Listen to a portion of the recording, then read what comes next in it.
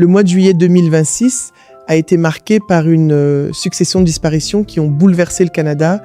En quelques semaines, la musique, le cinéma, la télévision et le sport ont perdu des figures qui avaient accompagné plusieurs générations. Certaines étaient encore très présentes dans la mémoire du public. D'autres s'étaient retirées depuis longtemps, mais leur œuvre continuait de vivre. Derrière chaque annonce se cache une famille endeuillée, des collègues bouleversés et des admirateurs confrontés au départ d'un visage familier. Dans cette vidéo, nous allons rendre hommage à 5 célébrités canadiennes décédées au cours du mois de juillet 2026. Avant de commencer, abonnez-vous à la chaîne, activez la cloche de notification et dites-nous dans les commentaires quelle personnalité de cette liste vous a le plus marqué. Tommy Hunter. Le premier nom est celui de Tommy Hunter. Le chanteur et animateur canadien est mort le 2 juillet. À l'âge de 89 ans, pendant plusieurs décennies, il avait occupé une place particulière dans les foyers du pays, au point d'être surnommé le gentleman de la musique country canadienne.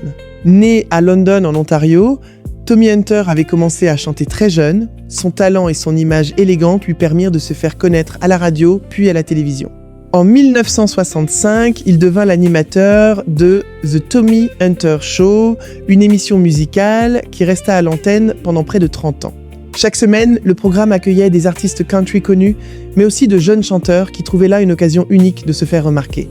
Tommy Hunter avait notamment contribué à donner une visibilité nationale à plusieurs talents canadiens. Son calme, sa courtoisie et sa voix chaleureuse rendaient l'émission immédiatement reconnaissable. Après son retrait de la télévision, il continua à se produire sur scène avant de ralentir progressivement ses activités. Il s'était installé dans une maison de retraite quelques mois avant sa mort. Selon son entourage, il s'est éteint paisiblement dans son sommeil, entouré de sa famille et de son chien. Sa disparition a rappelé l'époque où une émission musicale pouvait rassembler tout un pays devant le même écran. Marc Messier. Le deuxième nom est celui de Marc Messier. L'acteur québécois est mort le 7 juillet, à l'âge de 78 ans, après une courte maladie. Sa disparition a provoqué une immense émotion au Québec, où son visage était associé à plusieurs œuvres devenues cultes. Marc Messier avait marqué le théâtre grâce à Brou, une pièce qu'il avait coécrite et interprétée pendant plus de 35 ans. Avec ses partenaires, il avait créé un spectacle populaire inspiré de l'univers des tavernes québécoises. La pièce connut un succès exceptionnel et fut vue par des millions de spectateurs. À la télévision, il devint célèbre grâce à des séries comme Lance et Compte et La Petite Vie. Son personnage de Régent Pinard, maladroit, attachant et souvent dépassé par les événements, devint l'un des visages les plus connus de la comédie québécoise. Au cinéma, il participa également à la franchise Les Boys, consacrée à une équipe de hockey amateur. Marc Messier pouvait passer de la comédie au drame avec une grande facilité.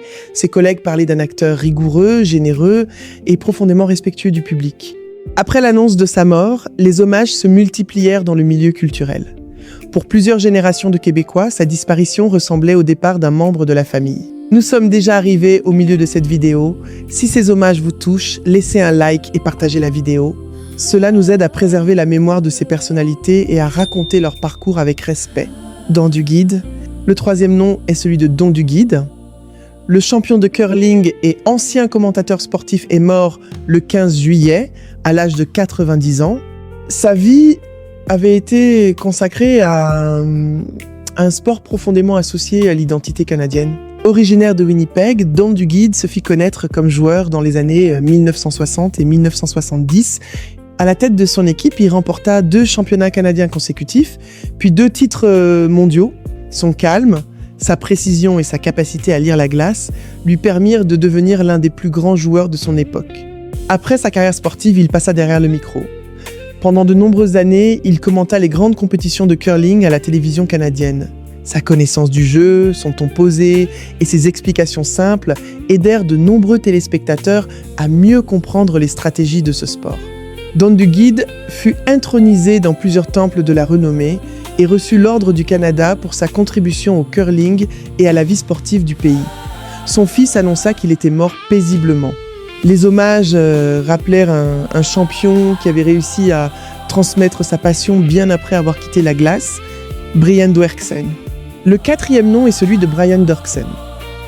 Le chanteur, auteur-compositeur et chef de louange canadien est mort le 24 juillet, à l'âge de 60 ans, quelques jours seulement après avoir révélé publiquement qu'il souffrait d'un cancer à un stade avancé. Originaire de la Colombie-Britannique, Brian Doerksen avait consacré l'essentiel de sa carrière à la musique chrétienne contemporaine. Il était l'auteur de chansons comme Come Now is the Time to Worship et Refiner's Fire, reprises dans des églises du monde entier. Au fil des décennies, il publia plus de 30 albums et participa à de nombreux concerts, conférences et rassemblements religieux. Sa musique se distinguait par des paroles simples, centrées sur l'espérance, la foi et la fragilité humaine. Pour beaucoup de croyants, ces chansons avaient accompagné des moments de joie, de doute ou de deuil. En février, les médecins découvrirent une masse dans son bassin ainsi que des atteintes à plusieurs organes. La maladie progressa rapidement. Le 20 juillet, Brian Doerksen annonça lui-même que son cancer était au 4e stade. 4 jours plus tard, sa famille confirma qu'il était mort paisiblement dans son sommeil à son domicile d'Abbotsford. Sa disparition fut d'autant plus bouleversante que l'annonce publique de sa maladie venait à peine d'être faite. Il laisse derrière lui son épouse, leurs 6 enfants et une œuvre musicale qui continuera encore d'être chantée bien au-delà du Canada. Oliver John. Le 5e et dernier nom est celui d'Oliver Jones. Le pianiste de jazz montréalais est mort le 22 juillet à l'âge de 91 ans. Il était considéré comme l'un des plus grands ambassadeurs culturels du Canada. Né dans le quartier de la Petite Bourgogne à Montréal, Oliver Jones grandit dans un environnement marqué par la musique. Il habitait non loin d'Oscar Peterson, autre légende canadienne du jazz, dont la sœur lui donna des leçons de piano. Très jeune, il démontra une virtuosité et une sensibilité exceptionnelles. Oliver Jones mena une longue carrière entre le Canada, les États-Unis et les grandes scènes internationales. Son jeu élégant, précis et profondément mélodique lui permit de séduire aussi bien les spécialistes que le grand public. Il enregistra de nombreux albums et reçut plusieurs distinctions, dont l'Ordre du Canada. Malgré sa renommée, il resta profondément attaché à Montréal et à son quartier d'enfance. Il consacra aussi beaucoup de temps à soutenir les jeunes musiciens et à transmettre ce qu'il avait appris. Ceux qui le connaissaient évoquaient un homme généreux, humble et toujours disponible. L'annonce de sa disparition provoqua une vague d'hommages à travers le pays. La gouverneure générale salua un artiste capable de transporter son public dans un autre monde et un ambassadeur qui avait fait rayonner le Canada sur les scènes les plus prestigieuses.